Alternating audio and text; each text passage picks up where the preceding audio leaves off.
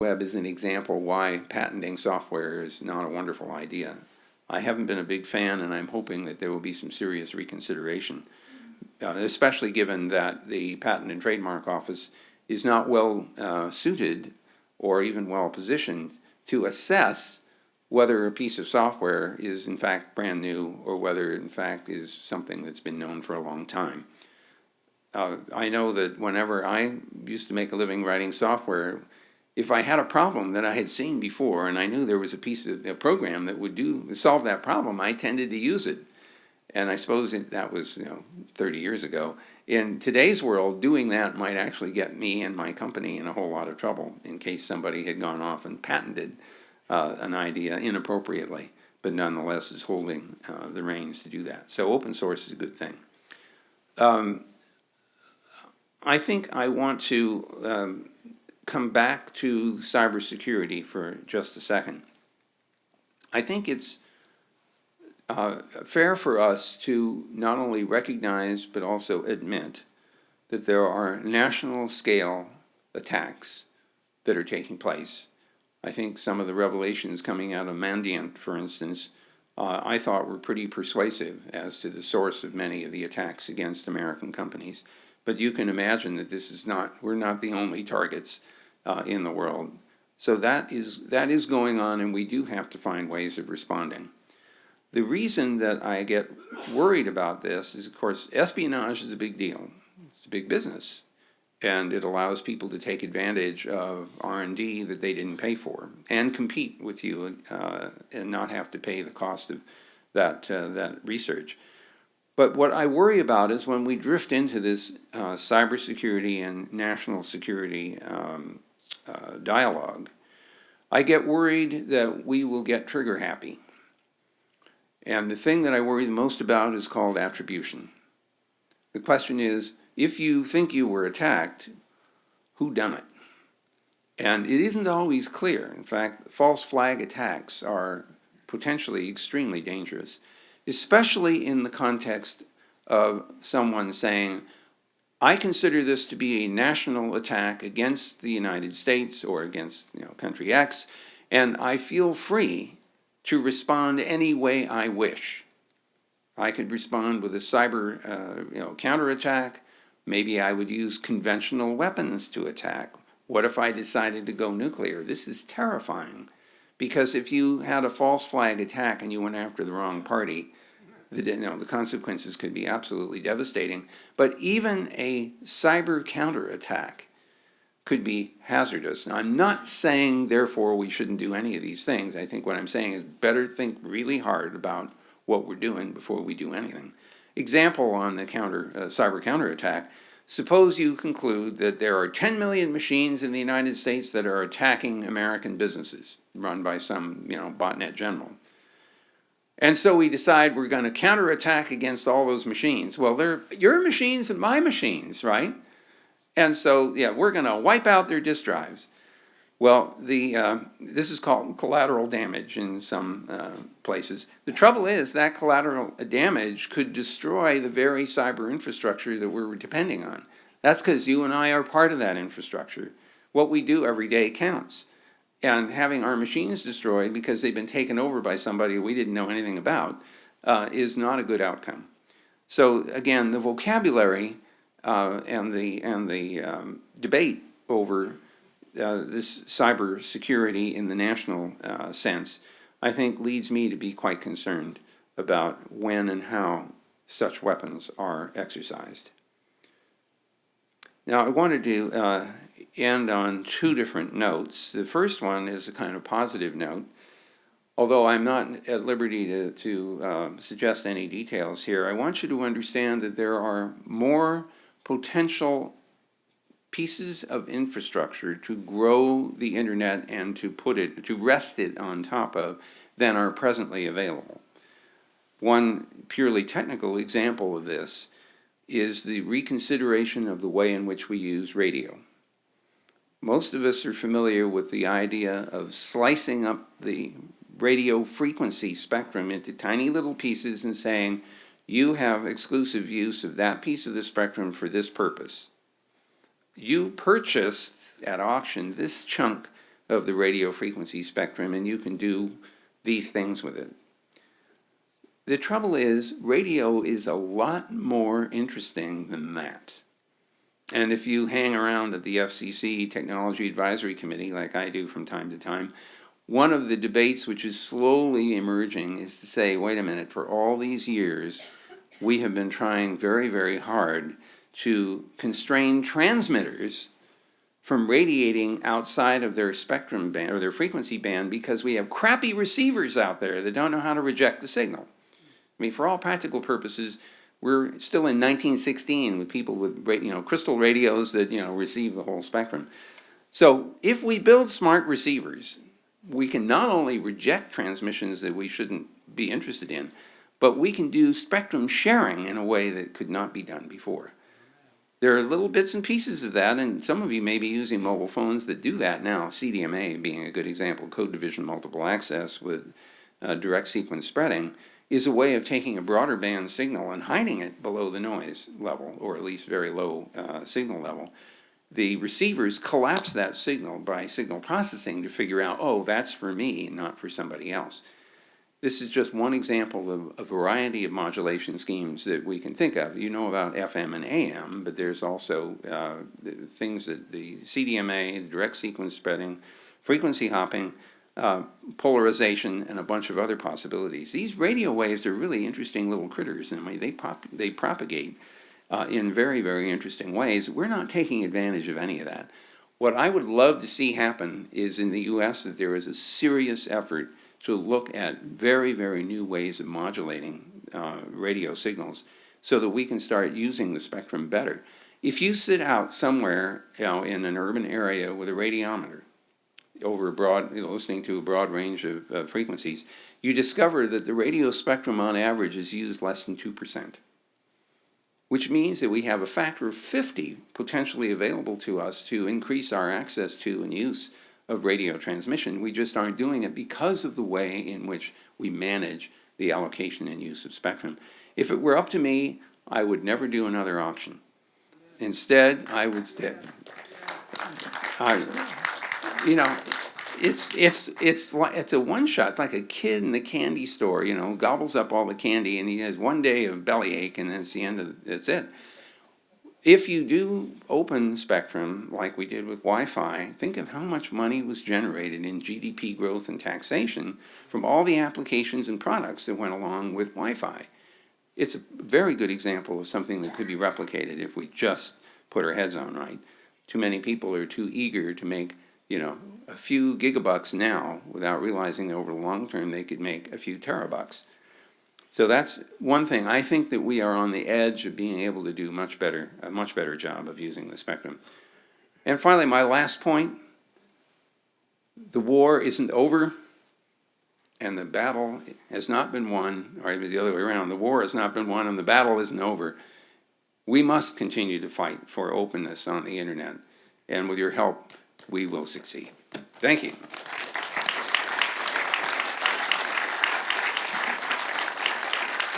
So, Mr. Chairman, I leave it to you to decide whether everybody wants to run away, or wants to have a discussion, or get rid of coffee, or whatever it is that you have in mind. What would you like to do? Well, what do you want to do? Peter, come on over here. Vint, you know Peter Cochran, right? I do indeed. Okay. Just a little. Vint, how do you feel about having a yeah? Oh, okay. I'd like to know how you feel about having a code auction as opposed to a bandwidth auction.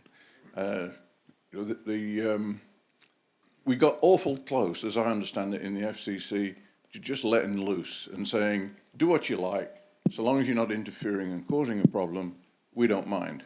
And I've kind of got that situation around my home with Ofcom, where I've installed a number of things that, strictly speaking, are illegal, but I don't cause interference with people, and so they're not all that worried. It's all low-powered stuff. But I got engaged with a study of Chicago about 15 years ago, and Chicago's a really heavy user of radio But nowhere in the city you could find any more than 17% usage of any bands. If you looked across the whole of the sort of DC to 3 gigs or so, it was pretty empty. And I would just like to let loose. Let's just back off on all regulation and see what happens, because I think you could make quite a big improvement on the use of the spectrum. But I rather favour charging phone companies for the codes they use and letting the little guys in for free. So first of all, Peter, I'm going to have a question at the end of my response for you, so don't go away from the microphone. I don't know whether we are prepared to do something as cold turkey as that, but I would certainly advocate for taking a chunk of spectrum which is not in the commercial sector at all, for a spectrum that's owned by the military or government or something, and starting to conduct a series of demonstrations that show exactly what's possible in terms of sharing and in terms of utilization. So although my heart is with you, my head tells me that may be a little much to try to sell. But if we can start demonstrating what's possible, it opens up an interesting market for products and certainly an interesting market for services, and also potential for generating new revenues from new businesses. Now, the question I have for you, Peter, I'm moving to London in June. And I need to know, not necessarily in this forum, but later, what in the hell am I, looking forward to in London in terms of what's available in terms of high-speed networks and all the other kinds of things. I've heard various and sundry stories about your former employer, and we almost got married. It turns out I was at MCI and he was at BT. We were betrothed, I think. Yes, we were. That marriage didn't work out. Anyway, I'd like to take that up with you Sure. offline, if I could. I'm looking forward to my 6 months there. It satisfies my wife's serious case of Downton Abbey disease. Okay, thank you. Why are you moving to London? Why am I moving to London? Well, it turns out that, as you might imagine, there is a lot of policy debate going on in Europe, in the Middle East, and in Africa, for that matter. And rather than flying back and forth from Washington, it looked a lot easier to go in and out of London. And so I decided I would devote that 6 months, the last half of the year, to policy issues in that part of the world. The EU is still self-conflicted when it comes to privacy versus security, for example. And there are crazy ideas like Hadopi and this other one, the right to forget. The people want to be.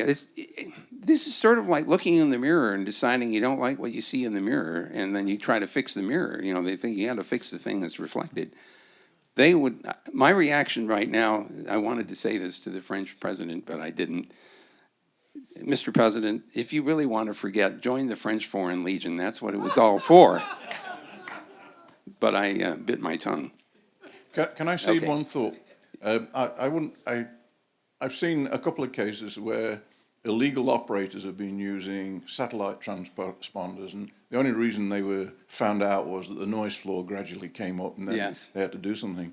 But if we were to take something like 30 gigs and above and just call it the Wild West, do what you like, I think it could be really kind of empowering. It's incredibly difficult to cause problems in those frequencies with other people, and everything's going for you. The phase noise of the transmitters and the receivers you don't care about because you've got lots of bandwidth to waste.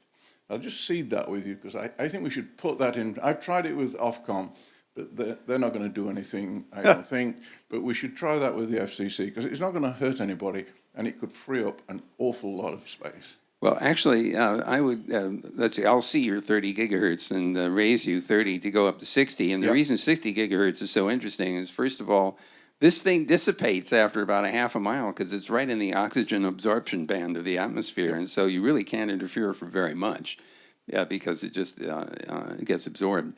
Anyway, this is obviously very geeky. We'll to be continued. I'll see you later, and I'll see you in London. Okay. Okay. We have other, Hi. over there, all right. Bill Ottman with Minds.com. So I'm curious about the potential of making more Google code free and open source and potentially decentralizing the Google network? I know a lot of people are craving something like that. So one of the most interesting speculations is whether or not it's possible to either adapt the internet or invent something else that has no centralization at all. I mean, today there is centralization in the allocation of IP addresses and domain names in order to avoid duplication. But there are some interesting potential ideas that might allow for a much more distributed design. Sergey Brin wandered into a meeting that I was hosting on something called delay and disruption, DTN, delay and disruption tolerant networking, which happened to be for the purposes of designing and building an interplanetary extension of the internet. But he came in to say, why don't you think about using that kind of technology, which is highly robust in the face of hostile interference and loss of connectivity and things like that?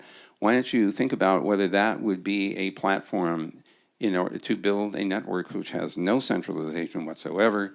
It achieves its uniqueness by other means. So the answer is you should really seriously think about that.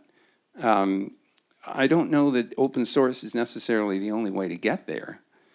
In fact, internet didn't start with open source initially, but it did start with open protocols. Those were fully documented and made available without any patenting or copyright control, which is very deliberate, by the way. But Bob Kahn and I knew that that was a better way to proceed than anything else.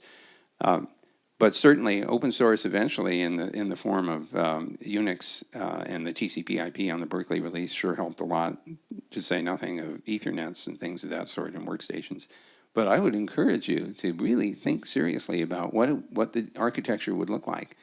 I believe that that's achievable, but we have some hard problems to solve, especially if we want to also increase the security of the system and ability to resist various forms of attack. Sure. Okay, I have a gentleman over here.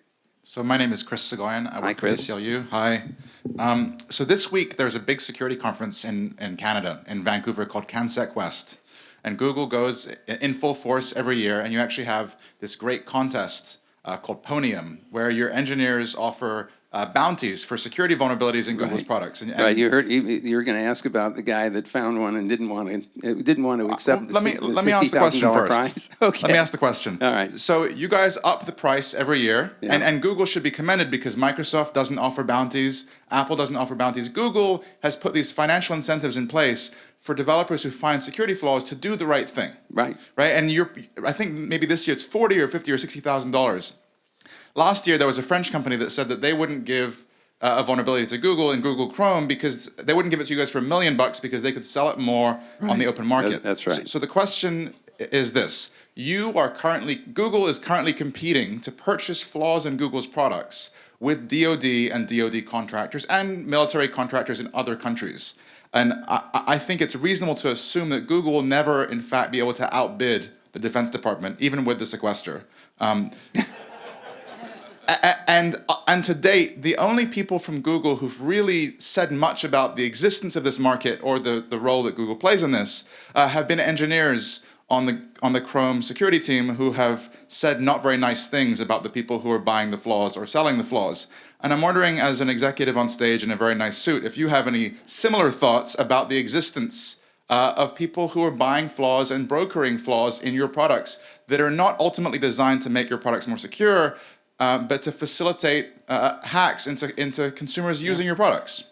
That's absolutely correct. And it turns out, first of all, I don't know whether I should accept the compliment for the suit or not. I've been wearing suits in Washington for 37 years now, specifically three-piece suits. So that's just part of my shtick. Second, no software that I have ever encountered has been free of bugs. There might be some small pieces that you could convince yourself actually do what they're supposed to do, but when it gets to the kind of complexity of a Chrome or an Android or something like that, or an operating system, it's very hard to avoid them, partly, well, for a lot of different reasons. So the question is, well, what to do? And we, of course, spend a great deal of time internally trying to make sure we don't send out buggy software. But our software has had bugs too, and I don't know that we can stop that. I don't know what else that we should do, but I can say that it's annoying, but it's a practical observation that there are people who wish to exploit those and would not, as you just gave a perfect example of that, that they are not interested in telling us what those bugs are because they want to use them or sell them. All I can say is that even knowing that there is a bug of some kind can be helpful, just knowing its existence. But you need to, if you don't know anything about the nature of the bug, it makes it pretty hard to find. So I think, let me give you an example of a controversial thought which I have expressed and some people have attacked. I think about people writing software for a living, and I think about what they should know in order to write software which is less subject to infiltration. And I reached the conclusion that we should actually be teaching these guys how malware works. Oh, yes, absolutely. And maybe even getting them to learn how to write the malware. Because if they don't understand how this works, how in the hell are they going to defend against it? And some people have said, oh my God, if you teach people about malware, you'll be creating a terrorist collection. I'm sitting here saying, if we don't teach them about it, then the bad guys will keep exploiting the software. So that's one point. The second one has to do with hardware and software working together. Years ago at MIT, there was a project called Multi-Access Computing, Project MAC. And in the course of pursuing this multi-access time-sharing work, the guys at MIT modified a Honeywell 635 to become a Honeywell 645. The modification involved virtual memory and also 8 rings of, let me call it, security protection. Those little rings of protection were states that your program could be in. If you were in state 0, in the middle, the most powerful state, you could execute any instruction on the machine. If you were at ring 8, there were a series of things you weren't allowed to do, and you had to get permission to move from one ring to another by trying to execute an instruction which you didn't have permission for. It would be trapped to a little kernel piece of software that asked, who are you and why do you think you can execute this instruction? This joining together of hardware and software turned out to be pretty powerful. The x86 chips have had those capabilities, but people have not been programming to use them. And it's my belief that it's time now to join software and hardware together to mutually reinforce security. The digitally signed BIOS is an example of that kind of thing that doesn't allow you to execute the bootstrap unless the digital signature checks out, or you can't update the bootstrap unless the digital signature checks out. Now, there's a little undertone there where you have to figure out who has the right to sign the bootstrap, because now that person is really controlling what operating systems can be run on that particular platform. But this notion of making hardware and software reinforce each other, I think is at least one path forward to making systems more secure and possibly removing angles of attack on vulnerabilities that might otherwise go undetected.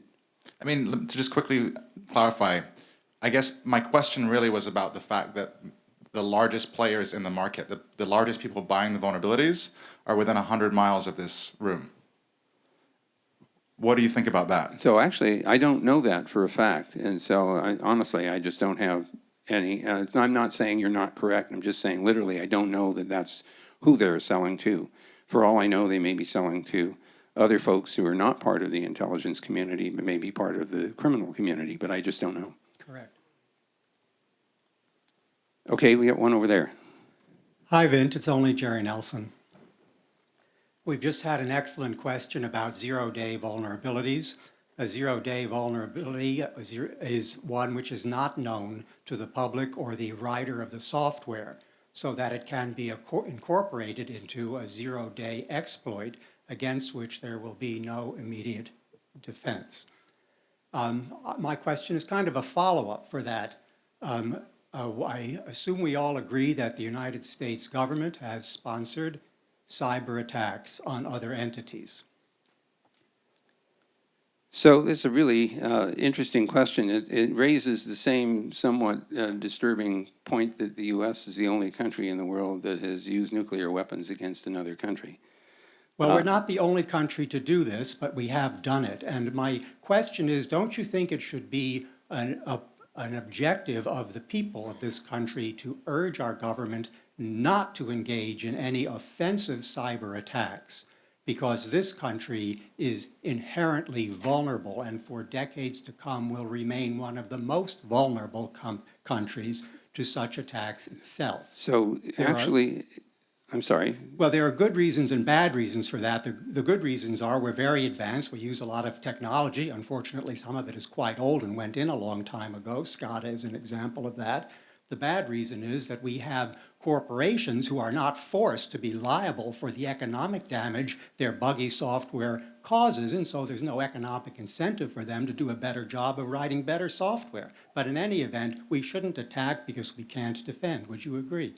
So, well, let me go back to your first question, which is, should we tell the country or the leadership not to do any cyber attacks? What sounded to me like your reasoning was, if we didn't do that, then the other guys wouldn't. And I don't think you meant that, because it's pretty clear if we are vulnerable because of our heavy reliance on software and networking and so on, this is well known, and whether we do or don't use offensive cyber methods, they will be used against us, and they are being used against us. So I don't think that equation would balance. But you mentioned the comment that we dropped. I'm sorry, back to the microphone if you want to respond. I accept all that you've just said, but you yourself mentioned our dropping the atomic bomb. There were physicists who urged us to drop it out in the bay. It would have made a great splash. It would have made the point. Well, So we did not take the morally highest road possible in that case. We would have had a far different, I speculate, arms race had we taken the morally higher road. Well, there are more advantages to taking the higher road here in the 21st century. So the problem with this kind of discussion, of course, is that we're looking at alternate histories, and neither of us really could be sure what the outcome would have been. Would it have been sufficient or not? And honestly, I don't know. In this other case, because it's clear that we are already under attack from offensive sources, that we do have to find ways of responding. And I think it's an unfortunate but probably practical and realistic observation that if we deny ourselves the ability to respond offensively, we may not be able to contain the damage. The problem is that we don't have adequate defensive resources right now, for all the reasons that we've been talking about. The technology to defend ourselves is still weak. I would much prefer, this is sort of like having the moral equivalent of Iron Dome in the software world would be pretty attractive, but I don't know that we know how to do that yet. I would love to see more investment in research exactly in that direction. One more. Vint, Don Means, Gigabit Libraries Network. You've spoken in the past about the problem of losing track of digital media content, so-called bit rot. Wondering if you've been thinking about that more and if you've come up with any actual, perhaps implementable solutions.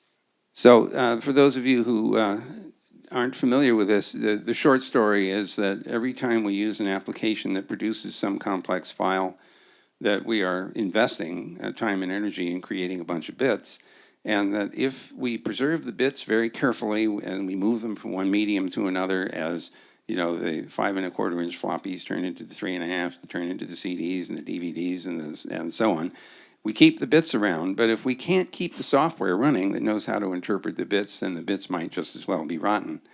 And the thing that, to answer your question, the short answer is this is really an uphill battle to try to find a way to preserve the meaning of the bits. And one path is to try to create standards that we hope would be persistently observed over hundreds of years, because that's really the time frame that I'm thinking here is not 5 years or 10 years, but it's hundreds of years or even thousands of years. I mean, when you see a 1,000-year-old vellum manuscript and you can still read it, assuming you know how to read Greek and Latin, it's pretty stunning. And then you think about the CD that had your 1997 PowerPoint on it that isn't interpretable with the 2010 version of PowerPoint. And I'm sorry, that wasn't a gratuitous dig at Microsoft. I mean, this is a problem for everyone. The software that you run now to create content is not guaranteed to continue to work on every new operating system. It's not even guaranteed to continue to work with each new version. Sometimes it's not backwards compatible. So that's the origin of the bit rot question. There are maybe two, possibly three paths forward. One of them is to try to adopt standards that you think have a reasonable longevity. PDFA is an attempt at that. I'm not too happy with that, but for things which are statically represented, that could be printed, in other words, this is not too bad as a tool. The trouble is that an awful lot of the things that we create now are not static. They're very dynamic. If it's a spreadsheet that has to be interpreted to be useful, or it's a video game, or it's some other interactive application that lets us analyze, complex data sets, these things are not static, and therefore we need to preserve the software itself. And this is leading me to conclude that the cloud might actually help as a platform.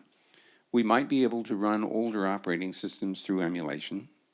We might be able to run older applications, again, on those emulated machines and emulated operating systems. Now, the problem will be getting the right to do that, because some of the things that we might be executing, an operating system or an application, might have intellectual property rights associated with it. And we might have some problems getting the right to run them in this emulated environment, especially if the company has gone out of business or the company has stopped supporting a particular version of application software. It seems to me that as much as I am unhappy with the intellectual property community, there may be a place where it's worth engaging, and that's on trying to establish a regime that says when conditions change and the applications are no longer available to interpret bits that I have invested in, then I should have a right to be able to use that software. So I'm sure I didn't say that very well, but the idea here is that we should create this notion of preservation as an important part of our regulatory regime. Because if we don't do that, seriously, the people in the 22nd century will be wondering about us, because none of the bits that we have that record our lives and our thoughts and everything else will be interpretable by them. So that's sort of the direction that I've been heading in: standardization, emulation, and an intellectual property regime that supports the notion of preservation. Thanks very much.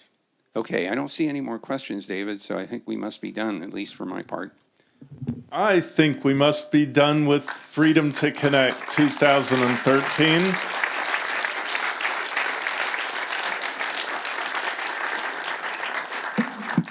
I have one request, and that is, if you came in and didn't register and have a name badge that you hand wrote yourself, and welcome, I'm glad you're here, but please identify yourself to me via business card, email, whatever, because clearly you wanted to be here, clearly you're part of this community, and I want to stay in touch with you and send you junk emails, spam, unsolicited commercial, blah, blah, blah, but about the freedom to connect. So for those of you who came in late, that's a very strong request, and it's the condition under which you're welcome.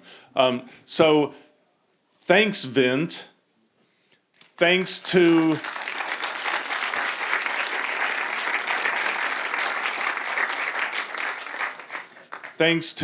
the Media Democracy Fund and the Open Technology Institute and Google Fiber and ThoughtWorks and Ting and Hogan Lovells and CTC Technology and Energy